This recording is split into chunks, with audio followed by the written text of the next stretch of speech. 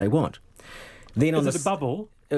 No, they don't have bubbles over there anymore. It's quite ridiculous because on the 6th of July, they're making that decision if they're going to open those air bridges to other countries in Europe, etc. So I might be there for 2 weeks in quarantine. Yet English people, and the rates in England are sky high, they'll be able to come and go through Europe with no quarantine when they come back. So it's ridiculous that... How does that work? Exactly, how does it work? So I'm coming from a country where we're pretty much COVID-free in the community, and I'm going to a country that's devastated by COVID at the moment, but they're opening up everything. But I'll have to isolate for 2 weeks at the moment. It may change by the time I land there, because we're landing on about the 3rd of July. Fingers crossed there is, and I might be able to come out of quarantine. But it just shows the differences at the moment of how countries are dealing with it. And it really makes me think about our quarantining. How long are we going to do it? What is the end goal of this? When is the end game? That's a very good question, and that is a question that Todd Muller actually asked this afternoon. We might put that to our guest today, just after 4 o'clock. But when you get off the plane at Heathrow, I guess it is Heathrow, you just jump in a taxi. You don't get on a bus and go to a hotel. No, nothing like that. All you have to do is give your phone number and address where you're going to be. And they might do a spot check. They say 1 in 5 people will be given a spot check, and all it is a call or a text to see where you are. So if I really was thinking about it and I wanted to make sure that they weren't following my GPS, I could just leave my phone at home and go off to the shops or anything like that, but there'll be no one staking out the house or anything like that, obviously. It's basically an honesty system. So yeah, who knows how long it's going to be? So are you when you want to come back, you're one of the people who will you be endangering other Kiwis when you want to come back? Well, I'm not going to endanger them. I'll follow the rules, which I'm doing at the moment, obviously, Wallace. But the question is, how much will I have to pay? Because obviously by then I think we'll have to be charged. But I don't want to be staying in a 5-star hotel paying $200 a night, and I think that's subsidised. Thank God that is. But what is the system? $200 a night doesn't get you that much. Well, you won't be staying in a 4-star, but you'll be staying in a 3-star. Well, yeah, well, who knows? Who knows? And that's one of the issues I'm worried about is why are we staying in 5-star hotels? Of course it's going to cost a lot more if we're doing that. But backpackers, etc., they can't afford to stay in those big places. So it's a system that needs a lot of looking into for the next year because the rest of the world looks like it's going to be travelling, but we're going to be isolated here for who knows how long. Thank you. Lots to discuss there. We'll talk about that after. A wealth tax is punishment for people who dare to be successful and is an inflation tax as people who bought a $500,000 house years ago worked hard to pay off their mortgage and penalised for their hard work, says Les. Lots of discussion on a wealth tax. Do join us from 4 to 5 p.m. this afternoon on the panel.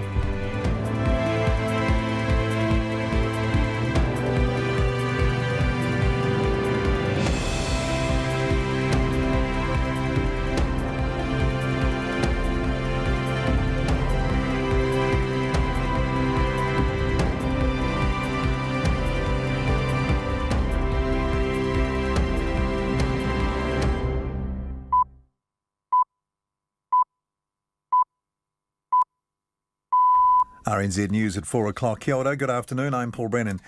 A Southland teenager will spend at least 11 years behind bars for the murder of 9-year-old Hunter McIntosh. Daniel Cameron lost name suppression when he appeared in the High Court in Invercargill this afternoon. The 16-year-old stabbed and strangled the 9-year-old last October while babysitting at his home in Ototo. Justice Rachel Dunningham sentenced Cameron to life imprisonment and imposed an 11-year non-parole period. The teenager sat emotionless throughout the hearing, often staring at the floor, even as the boy's family directly addressed him. Hunter McIntosh's mother, Amy King, told the court her son was the other half of her world, and Daniel Cameron took that away. The Health Ministry is still trying to track down 367 people who have left isolation and aren't replying to calls, texts or emails. In today's COVID-19 briefing, the Director-General of Health, Ashley Bloomfield, says those people all completed 14 days managed isolation between June the 9th and 16th, and many have been tested for the coronavirus. He says they present a very low risk to the community. It's not through a lack of effort on our part, a large number of calls, text messages, emails if we can. So again, I think it's just emphasising the fact that this is there are mutual obligations here, and that's really important for our contact tracing, is that people actually play their part. And Dr Bloomfield confirmed another 2 cases of COVID-19 since yesterday, both people who have recently returned from overseas and are in managed isolation. It brings the number of active cases in the country to 22. One infected person remains in Auckland Hospital in a stable condition. A human rights lawyer says the idea of charging people returning to the country for managed quarantine is arguably against the law. Cabinet is discussing whether to make people pay for at least part of their 2-week stay. Michael Bott says under the Immigration Act, citizens have an absolute right to enter the country. As it stands now, arguably it is. Every New Zealander has the right to enter New Zealand, every New Zealand citizen. And to put a part charge in place can operate as a hurdle. For example, students, the poor, who are returning back to their home. Lawyer Michael Bott. The government is putting up $150 million to secure supplies of personal protective equipment. The Health Minister, David Clark, says the priority will be for gear like gloves and masks for frontline health workers and people working in managed isolation and quarantine hotels. He says the money will also be used to ensure there are masks for anyone who wants to wear them on Air New Zealand flights into the country. A report has found the Waitemata District Health Board failed to identify a woman's red flag symptoms, despite her history with breast cancer. The Health and Disability Commissioner has released a report today finding the DHB breached the woman's rights as a patient. She had visited the emergency department with severe chest pain, requesting a CT scan to check for cancer.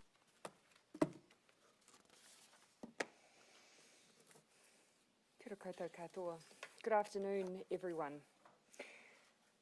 This week as Parliament is obviously sitting, so I will be in Wellington until Thursday. On Wednesday, July the 1st, a number of government initiatives come into force, including extending paid parental leave to 26 weeks. As of this Wednesday, the Coalition will have increased by 2 months the amount of paid time new parents get to spend with their babies, demonstrating our commitment to families by removing economic barriers to parents spending those all-important early months with their children. On Thursday, I will attend the Waikato Tainui Kingitanga Accord meeting, and on Friday I'll be in Auckland to make an announcement on new school buildings.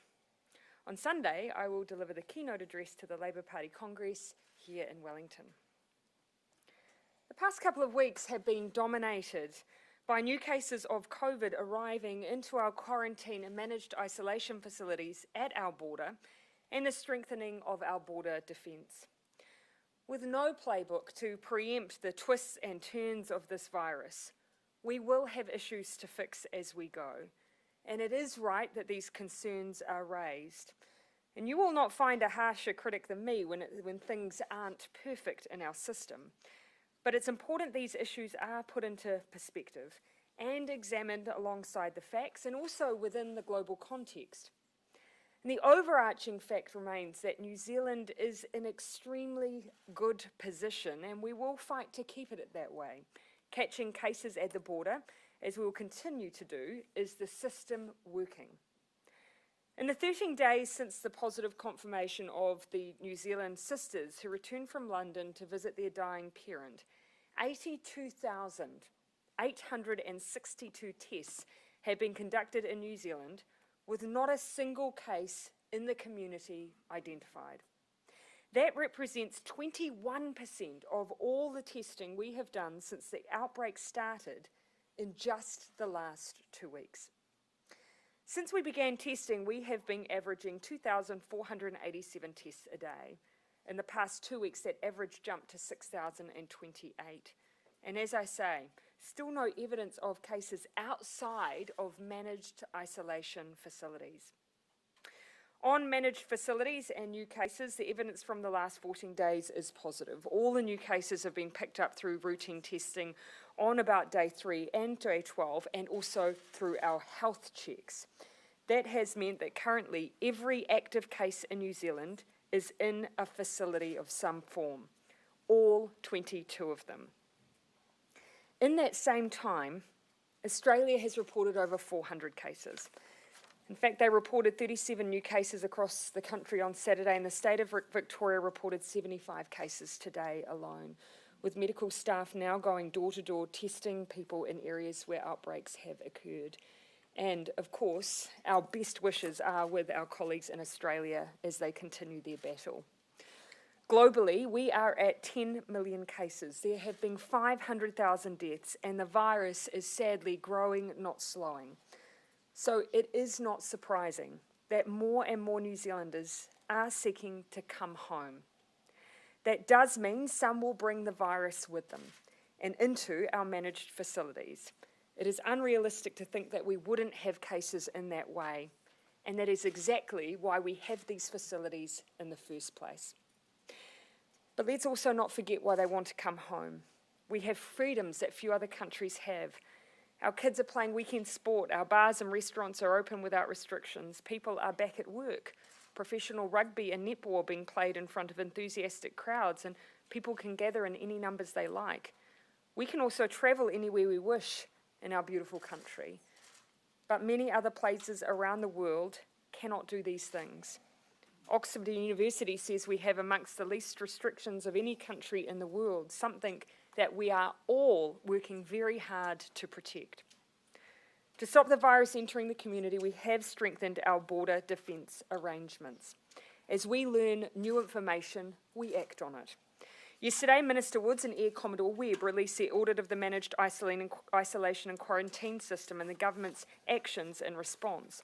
The audit report identified issues with personal protective equipment, PPE, and in particular, the sometimes inconsistent use of it.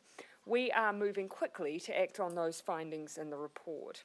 Today, we're announcing an additional $150 million allocation for the purchase of PPE from the COVID Response and Recovery Fund, with a firm focus on ensuring consistent supply and use for our frontline border, airline and managed isolation and quarantine facility workers.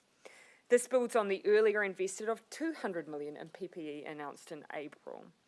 DHB infection control teams, as I understand, will be working with frontline staff at managed isolation and quarantine facilities in the safe and effective use of PPE, because as many of you will have heard us discuss, that is key for PPE use being effective. We will also be ensuring that Air New Zealand has access to supplies of face masks for international passengers flying into the country. All returnees will also be required to wear masks when they disembark from the plane and travel to their isolation facility, and whenever they leave their room and enter a common area or exercise area in managed isolation. And again, PPE use has been in play. Our concern has been it has not been consistent within our facilities, and that is what we are working to fix. While we already have one of the strongest border quarantine systems in the world, we do not want to leave anything to chance. The latest investment means that health workers and those working as part of our border response can be confident they will have access to the PPE they need to stay safe and continue to keep COVID-19 out of our community. I have Minister Woods here available with me if there are additional questions on the findings of that audit or anything in regard to our managed isolation and quarantine facilities, but I'm now happy to take questions. Prime Minister, Barry. The Greens Poverty Action Plan, what do you think of it? Oh, look, as I've said this morning, in the same way that other parties will release policies, it's for them, it's not our party policy. We'll be releasing our own in coming weeks. Do you agree with Julia and Genta that this is what transformational government really looks like? Well, my starting point would be that actually we do have common ground on increasing incomes and poverty reduction. But actually there has been significant progress made by this government in that regard. The impact of the families package has been significant, particularly for families with children. We have continued to increase the minimum wage because of income adequacy issues. And we've been doing things like addressing the living wage within those directly employed by the Crown. So we have a common starting point, but we will often have very different views around how to achieve those goals. On the system, on the principle of broadening the tax system, though, do you agree with the principle of broadening it to things like wealth? Again, I will not be announcing Labor's tax policy today, but I will also be highlighting that regardless of whether or not we've had a history of working with other parties, we still have separate policies and we will still campaign separately come election time. Joe? Commodore Webb has floated this idea of the first 3 days of isolation, Yes. Keeping people in rooms, no Yes. exercise and stuff. What do you make of that idea? And also, second to that, PPE, how many masks does $150 million buy? Yeah. So PPE, of course, we're talking masks, gloves, and whatever else may be appropriate, particularly for those who are in closer proximity for the purposes of testing. Now, those individuals already use PPE. This continues their ongoing supply of PPE. So it will vary depending on proximity with a returnee. I would need to get a breakdown on how many gloves, how many masks. Keep in mind, we do have domestic supply in New Zealand, but of course our demand has been significant, so that has meant that we've had to look beyond domestic production. On the 3 days, yes, that is something that we have been looking at, and perhaps Minister Woods would like to comment on that, but we're just looking at our ability to ask that of those that we are quarantining. So essentially it would mean someone wouldn't move from their room until they have that first test. Again, I would remind people though that first test is not a guarantee that all is well. So that's why we treat everyone as if they have COVID-19 in the way that they are treated within a facility. That's right, and Air Commodore Webb and Dr Bloomfield have started working together to see what can be done around that first 3 days and whether there is a way in which we can do that. But one of the things that I think it's worth emphasising is the 6 facilities that I've visited, it's not like people were just walking around at will. In fact, I've seen very few returnees. Most of the conversations that I've been having are with staff, because the clear expectation is that people are in their rooms anyway, that they're coming out for exercise, they're coming out for specific reasons. So it's not like people are just wandering around the facilities, but I know that both Dr Bloomfield and Air Commodore Webb are interested to see if we can put even more of a framework around that. But as the Prime Minister says, that just receiving a negative test at day 3 is no certainty that you're COVID free. We have had a test that tested negative at day 3 but positive at day 12. So those strict enforcement of the procedures of physical distancing, which is behaving like you have COVID, will still remain vitally important. We have a consumer in the room who wants to ask it. Luke? What evidence? I can come back to you.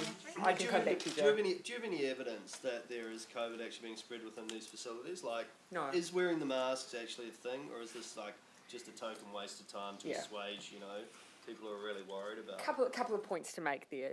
Look, on your first point, no. There has been no evidence to date that there has been transmission or people who have been picking up COVID from within facilities. And of course, when we have had cases, we have gone through, in some cases, deliberately done testing through the wider facility to assure ourselves of that. That was the case for the 2 individuals that came from London. So no, but that does not mean that there aren't more things that we can do to give ourselves greater assurance that we have put in the highest level of protections in the area that is the greatest risk. So, given that we have more individuals coming into New Zealand, more who are coming from high-risk areas, it makes sense that we continue to look at risk and reducing it as much as we can. Joe, you had to finish your question? So what you were both saying before, it sounds as though you're both talking down the merit of the 3 days of staying in your room, and that obviously you may not test positive then, but you might test positive later. So is it a bit of a time-wasting exercise? No, I don't think it's a matter of us talking it down, but demonstrating that we actually have to take a range of precautions.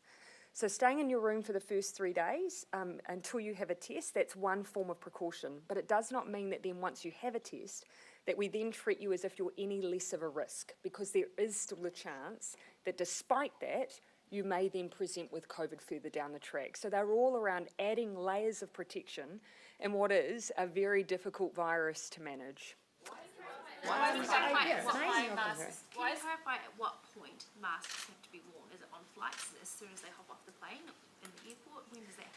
Yeah, so my understanding at the moment is that we're looking at flights, also transfers, because there's been inconsistent use with transfers, also use within the facilities when you're in common areas and when you are entering into exercise. Again, areas where we've had inconsistent use.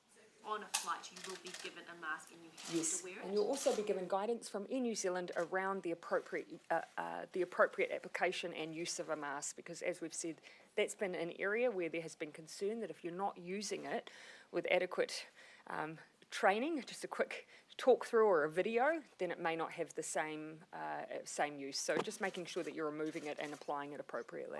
Why I'll come over to you. Can you then Justin? Sorry, Anna. Why is the government supplying those masks on international flights? Why not have Air New Zealand supply those masks? Yeah, look, a good question. Firstly, we know that, so we're talking about supply for Air New Zealand. So firstly, we want to ensure that they are being used. That is one way we can assure that. Secondly, we are a major shareholder in Air New Zealand, and our view is that this gives us an extra layer of safety with an airline that we have a significant interest in. And finally, we know that airlines are in difficult situations at present. We want no barrier to their use. We also have access through the bulk buying that we're doing, so this is an efficient way that we can provide that extra layer of security. The passengers will have to wear them? So we are distributing them with the full expectation they be worn. We're instructing people on their use. Whether or not we have the ability to legally enforce their use is another question. But it will be very clear the expectation is wearing them, and Minister Woods has talked about whether or not people will be treated as compliant in the way that they are then transferred to different isolation facilities when they reach New Zealand. And you can then legally enforce their use within an isolation facility? Minister Woods? So if one of the procedures and policies that is in place at the isolation facility is a requirement to wear masks in certain areas or for certain activities, such as being transported for exercise or exercise, there does always remain the option of the penalties that exist. There's the ability for infringement fines, and ultimately there is the penalty of a fine of up to $4,000 or 6 months imprisonment for failing to follow rules. Yeah. Come in straight away on flight. Sorry, just to clarify, that can come in as soon as you hop off a flight. You can I'm talking about what happens within the managed isolation facilities and quarantine facilities. The flight is a different matter. The order covers the facilities. If these facilities are going to be around for months, years, is it only a matter of time until the government begins charging people for staying there? Look, on the issue of co-payment, it is fair to say that that is a really complex area. There are legal questions that we have to answer because, of course, these are New Zealand citizens who have the right to return to New Zealand. And so that is going to take us some time to work through. It's not something I have an immediate answer on, and we are going to move pretty cautiously in that area. One thing that I would say is that I hope that we'll have an answer sooner rather than later, though, on whether or not charging could apply to those who are deciding that are already in New Zealand and deciding that they will take a trip overseas with the expectation that they will then have free quarantine on their return. Because that, in my mind, is a very different decision. We have a number of New Zealanders who are coming home for a range of very significant and often dire circumstances. Someone who chooses to exit New Zealand will, on occasion, be in a very different situation, and I do think we should explore payment for them. Ben. There are 75 new cases of COVID in Victoria. Yeah. 75 new cases, if you So have these numbers sort of changed your thinking in regards to a trans-Tasman bubble? Has it delayed the prospect of a trans-Tasman bubble? And could it possibly force a rethink whether you pivot to the Pacific, who are literally begging New Zealand to open up to them in some cases?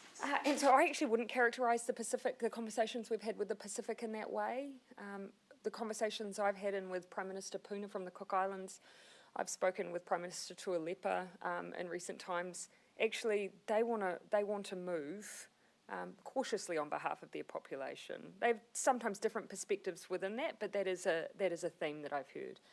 Look, on the issue of Australia, actually nothing from New Zealand's perspective has changed. We've always said we will not move to open a trans-Tasman bubble until we have reassurances that New Zealanders will be safe. And so that has always been our view. We've set some criteria as a cabinet around what the expectations are.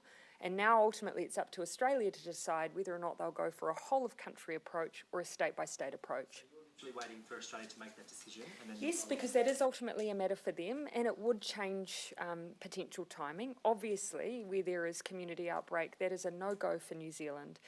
Where they have border controls in place and where they've had no community transition for sustained periods of time, then that may be a different scenario. Australia makes that decision. How quickly do you think you could move to open up the border? There is still work that needs to be done to make sure, for instance, that you have, because at the moment our flights are not trans-Tasman only, they're transit often, so there'll be a mixture of people on those flights, and that would need to change. A number of things around the way our airports are accessed with passengers from different parts of the world. All that practical work is ongoing, so I wouldn't want to put a date on it, but it's fair to say that there's a bit of work still to be done.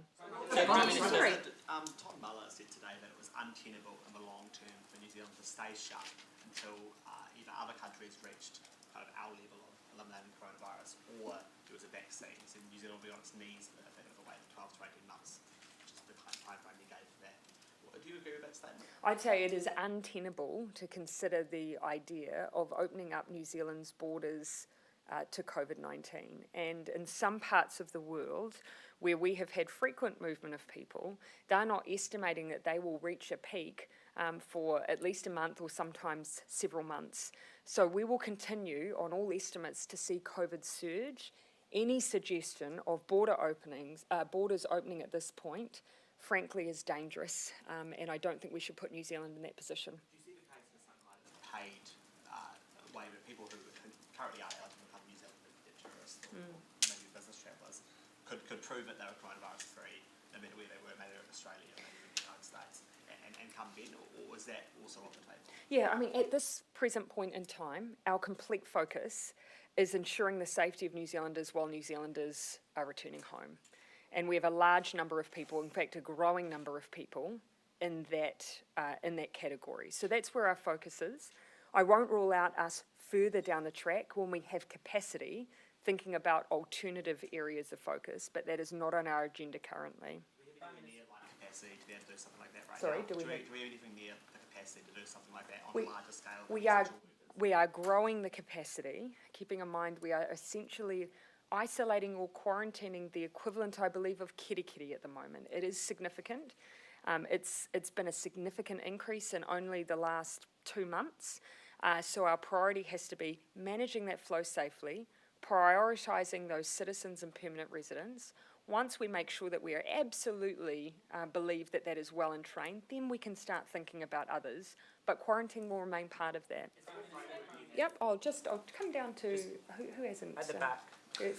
Oh, sorry, Jackson, forgive me. Prime Minister, just back on the Trans-Tasman bubble, I'm sure you appreciate, as much as anyone, the certainty that the tourism sector is desperate for. Yep. Is a bubble just simply unrealistic this year? No, I wouldn't say that, but as I say, so much does depend on some of the decisions that are ultimately for Australia. So no, I wouldn't say unrealistic, but you can understand, of course, why New Zealand has a very high bar. We want to ensure that we maintain our status. We are making sacrifices, and I absolutely agree, those sacrifices are being most acutely felt by the tourism industry. That is why we've been putting in extra support in the likes of Queenstown and others, and that will have that rolling investment on an ongoing basis. Keep in mind, MYOB released a survey on Friday, I believe, demonstrating just how many New Zealanders intend to travel. And while I was in Queenstown, met several couples who discussed the fact that they were meant to be overseas right now, and instead they're experiencing New Zealand. So we shouldn't underestimate that impact. Is the government anticipating an increased number of New Zealanders in Victoria to return to New Zealand because of the recent outbreak? Already, I mean, we haven't been undertaking specific modelling around specific states, but already, and we did anticipate this, we have had a significant percentage coming out of Australia. In part, that will be the fact that New Zealanders can't access the same regime of support, and their support networks are in New Zealand, but that will be the case for others in the UK and the like as well. Yeah, Joe? Just in terms of the testing, Dr. Bloomfield said today that those 2 rounds of testing, day 3 and day 12, may not have been able to be done immediately when we moved to level 1 because it was a big exercise. Now, you said this morning on RNZ that it was not correct that we didn't have capacity and that we were able to do 12,000 tests a day. The review that came out yesterday said that the health sector said there wasn't the capacity to do it, and that was one of the failures in the system. I'm just trying to understand who's actually correct in all of this. Yeah, well, look, I think the point that probably the Director General and I have both made is that the expectation was there. So the expectation was there that it would be occurring in week 1 and week 2, and that was at the point that we moved to level 1. It was also at a point where we saw generally a decline in our testing within the community. As those numbers were coming down, we had an expectation that they would be ramping up within our facilities. I don't think Dr. Bloomfield would be saying that as a rationale for why it didn't happen necessarily, because the expectation was there, but it is fair to say the audit has raised some issues around the need to ramp up the capability to make sure we're getting in and undertaking those testing. But we have the testing capacity to process them. So when the review pointed out that the laboratories, the review literally says that they did not have the capacity to do it. is it less that, and it's more the fact that the people in the facilities who were doing the testing hadn't taken on board what Dr. Bloomfield had asked of them? Well, obviously there was a disjunct there between the instructions that were coming from both the Director General and, of course, out of Cabinet and what was happening on the ground. But one of the things that did come through quite clearly within the report is making sure that we give ourselves enough of a buffer so that week 1 testing and that second week of testing, giving ourselves enough time for the processing so that it comes in before day 14. So making sure that, yes, we want it near the end, just as a clearance measure, but if you're only doing it precisely on day 13, you're expecting a 24-hour turnaround. If you have any delay, people are then holding in longer than quarantine than they need to. So there are some things around capacity and testing we can do to lighten that load, both for the testers but also our testing capacity. Look at that, and you could say, well, how do we know moving forward that as more ministerial or, health sector bosses, whoever, make these decisions, is there actually checks that the operational can be achieved? Because if the review proved anything, it proved that there wasn't actually the question asked of the operational side of whether they could actually do it. A couple of things I'd bring you back to. We had the capacity at that time, so on average we were testing about, it would be thereabouts, if you're averaging at about 2,000. We had at that point from memory, the capacity to undertake between 10 and 12,000 tests a day. So you can see why it wouldn't necessarily have been flagged as a capacity issue at that time. So that's the first thing, and we've built up that capacity and we have the ability to do it. What we also need to make sure, though, as you say, is that when we're setting those standards, they're then able to be fulfilled on the ground. The Minister is seeking that reporting, a dashboard that will be coming through, that's looking into all of the expectations and whether or not they're being able to be met at the facilities, and she expects that dashboard of reporting will start from this week. So that will give us that level of oversight as well. Enduring memories or parting words for Paula Bennett? Yeah, actually, I saw her departure today, and I saw that she did a little joint piece with Tom Sainsbury, which I think just demonstrates the spirit in which Paula's approached politics. She's always had an ability in a very difficult environment to keep her sense of humour. But she's also a very experienced person, and obviously I imagine that will be felt as a loss within the National Party given the level of experience that she has. Just back on the Greens poverty plan, earlier today you said that there were some heroic assumptions underpinning the plan. What are they? So I'd put that down to you always build in, obviously, assumptions around behaviour change when you put in new expectations in the tax system. And so some of the assumptions around people's change in behaviour, they aren't necessarily factoring in a significant behaviour change, which often tax amendments like this would drive. So that's the first thing. Also, the fact that people often will change the value of their assets in order to avoid tax, the fact that people will often move funds offshore, and also I'm interested in the underlying modelling, which is not necessarily something I've had access to. So look, that's not to change the fact that they have a focus similar to ours when it comes to income adequacy and poverty issues, but again, different approaches from different parties. So you're basically saying taxing wealth is too hard, so why? Sorry, no, I'll let Ben finish. Do you envisage some sort of fight with the Greens over the most competitive package for lower socioeconomic? I would never characterise any of the debates that we have as a fight. We do have similar starting points in wanting to ensure that we lift children out of poverty, that we improve income adequacy, but we'll often have different ideas on how to do that. And to your point, no, that's not what I'm saying. I'm saying that when you do model policies like this, you do have to factor in behaviour change as a consequence. You're open to a wealth tax? No, I'm also not saying that, Bernard. I've said we will be releasing our tax policy in the future. We're not doing that today.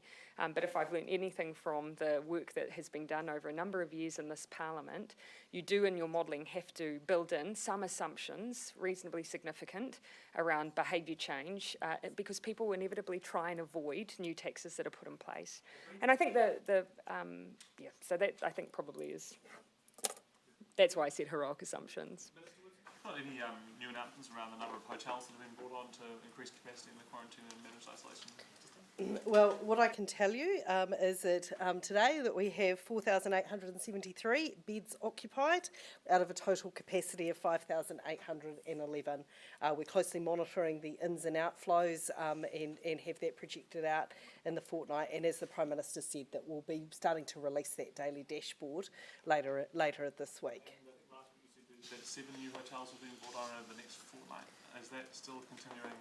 Yeah, so I mean, and just to give you an illustration of how complex bringing these hotels on are, so the idea was to bring on a further hotel in Christchurch to do an air bridge from an Auckland arrival on Saturday evening. That flight couldn't occur because of fog. So that there's a number of factors that we have to take into place as we're bringing these facilities on. So we do need to make sure that we've got inbuilt capacity within the system as well. That hotel will be brought on, will be receiving people today, I think. Just on the dashboard, what was the data that you were receiving before? We were talking last week about the issue of what was happening on the ground not being fed back to ministers. What actually was the substance of the feedback that you were getting, which was obviously wrong? We knew how many were in quarantine facilities. We knew how many were in the managed isolation facilities, so we had a breakdown between who was in which, keeping in mind quarantine facilities hold people who are symptomatic, unwell, or who've tested positive. We knew, for instance, the incoming repatriations. We got ongoing reporting on that, so we had a knowledge of where extra pressure was coming in. So keeping in mind that we were keeping an eye on also testing capacity, number of tests undertaken, breakdown of ethnicity on testing, so a range of things that we were constantly monitoring with COVID, as you'd expect. During that period, did you get data on the number of people in isolation who actually were being tested? Did that number ever get fed back to Cabinet? Around how many were being tested? Well, of course, isolation. Keeping in mind our expectation was, and what we were advised as part of that monitoring, in fact in the same dashboard, was that testing. So we had a testing number, and we had underneath that people were being tested at day 3 and day 12. Yep. Just on the issue of the large numbers of people coming back into the country from Australia and elsewhere, does the government need to have some sort of rationing system, potentially using charges for quarantining food to do that? Well, look, as you know, that we've spoken about options around ensuring that people can come back, but we're just doing it in a way that we can anticipate our numbers, because at the moment we're dealing with passenger manifests once the doors of a flight close, and you can imagine how difficult logistically that makes it. And so it's everything from the possibility of co-payments, although I don't see that as a way of managing demand per se. I don't think it would be fair to see it as a tool for that. Whether or not you have a system that basically links in your accommodation with your flights, there's a range of options that we can look at that can make that logistical exercise a bit easier. Do you want your most updated? Yeah, I'll come in the front and then I'll come to you. And come to you on the side, yeah.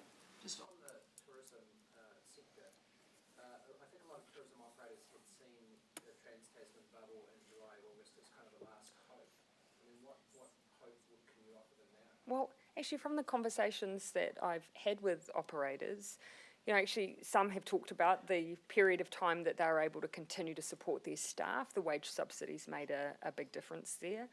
Larger operations know that, of course, within the 400 million, there's that allocation for the strategic assets, and we're working through those. So those will be supported for the time at which our borders reopen. For the Trans-Tasman bubble, I also have very much had the message not to do anything that's considered unsafe, because that could impact on our domestic tourism market, which does make up, you know, upwards of 60%. Some places, the Onslow down in Queenstown, 70% of their visitors using that experience are New Zealanders. So there is a balance to be struck. Keep New Zealand safe, keep us moving around the country, bring on board others when it is safe to do so, so we don't lose both options. So what, sorry, just... Oh, yep, I'll let you finish that and then I'll come to you. do operators need to pivot from an international market to a domestic market? Because, I mean, a lot of them have a price point that New Zealanders aren't going to be willing to pay. And look, I actually think most have accepted that the pivot to the domestic market's really important. There are some operators that are so focused on international and offer experiences that they just don't believe New Zealanders will necessarily pay for, that they are thinking about alternatives. Could they become part of an education experience within our education system? So they are already trying to do that work. We have been careful not to put a date on the Trans-Tasman bubble because there is uncertainty, but we also want to make sure that the last thing that we do is jeopardise domestic tourism. Yep. Yeah, just what are the most up-to-date figures you have on the number of Kiwis who have left and then returned through the free isolation? Who have left New Zealand? Oh, I don't know. That's not something I have a breakdown on. But obviously, as I say, that's something that I've asked questions over. So I imagine I'll get that breakdown over the coming days. Just realistically, how quickly could you sort of get that co-made payment in place for those people who have left in contact? And again, question has to be asked over whether you have the same legal issues as you do for returning New Zealanders who've been offshore for some time. So that's something that I've asked. One message I'm sending clearly to New Zealanders, though, for anyone who may be considering a non-essential trip, we will be looking at whether or not you end up being charged on your return because you have choices. I accept that some will have essential reasons, but for others who might be looking at the school holidays, it's just not fair to expect New Zealanders to pick up the tab on that. Surely they have the same legal right as people who've been overseas for a while and come back, though. An inalienable right to come back to New Zealand. My view is that if you're making a choice to go on a holiday offshore with the expectation that taxpayers pick up the tab on your return, that it's right for us to look at whether or not we can deal with that, because not only does that put extra pressure on our system for New Zealanders who need to come home, you actually have a choice over whether you leave or not. Does that change your legal method at all? Because the legal problem is the problem here, isn't it? And so again, I'm speaking openly here about something that is still being tested over whether or not it is possible to do it. But my strong view on a fairness question is that there are people in different circumstances. What we're seeing is whether or not we can legally account for those different circumstances. So those 300 or so... We'll just take the last couple of questions to everyone. Those 300 or so contacts, people that the Ministry of Health still hasn't managed to track down yet. Well, they've tracked but have not made contact. Yeah, so Ashley Bloomfield said today that number's still outstanding, because of phone numbers, overseas numbers, whatever. What does that say about the country's, so-called gold standard, given it's been since June 16th? Again, my understanding is for that number, they are people that they have received text messages and repeated phone calls, but are not responding, replying, or picking up. So that's for that very particular group. That is the circumstances there. Now, keep in mind, if we had a situation where it was a community case and we were doing contact tracing of community cases, at that point, you send people out, you knock on doors, you take a very direct approach. For this group, they've undergone 14 days of isolation. They had a medical check before departure, so they are in a bit of a different category. So they should be let go, basically. Well, you have to keep in mind that, of course, not only have they already done their 14 days quarantine, which in some countries is all that's required, also a period of time has also passed as well. Okay, we'll take the last couple of Derek. Are you receiving a daily update yet on those day 3 and 12 tests? How many they should have done? How many are being done? We have overall numbers. When I last looked at them last week, we had over 5,000 that are being undertaken, and the assurance that those tests are now there and thereabouts around the day 12 are being undertaken. As in some days it might be on day 4, or it might be moved earlier to make sure that you can process it in time for people's release. Yeah. Week 1, week 2. Do you have any sort of security concern over the presence of Nationals MP Ian Yang in the New Zealand Parliament, given his connections? In what regard? Yesterday, the Asian editor of the Financial Times said his presence made New Zealand a, quote, global laughingstock and a, quote, source of bewilderment amongst Five Eyes members. I see issues of membership of other political parties, ultimately for the leader of those parties. What about his connections within Parliament first? Again, ultimately, those are matters entirely for the leader of the opposition. It's not for me to manage who enters onto the National Party list. That is a matter for Mr. Miller. Okay, last question. Justin. Has there been a thought given to giving towns or cities a heads up new facilities are going to be open there? that happened last week in Rotorua. Some people kind of felt blindsided that they didn't know there was a hotel opening up there. Yes, so that one of the pieces of work that we started undertaking last week was around some of that stakeholder engagement in particular places. So last Wednesday, I think it was, the Air Commodore Webb and I visited Rotorua and visited a number of the local community leaders and talked through any concerns that they might have. We visited on Friday. We met with leaders in Christchurch about the facilities there. It is our intention to keep engaging with communities on a local basis if we do need to open up new facilities. Okay, thank you everyone.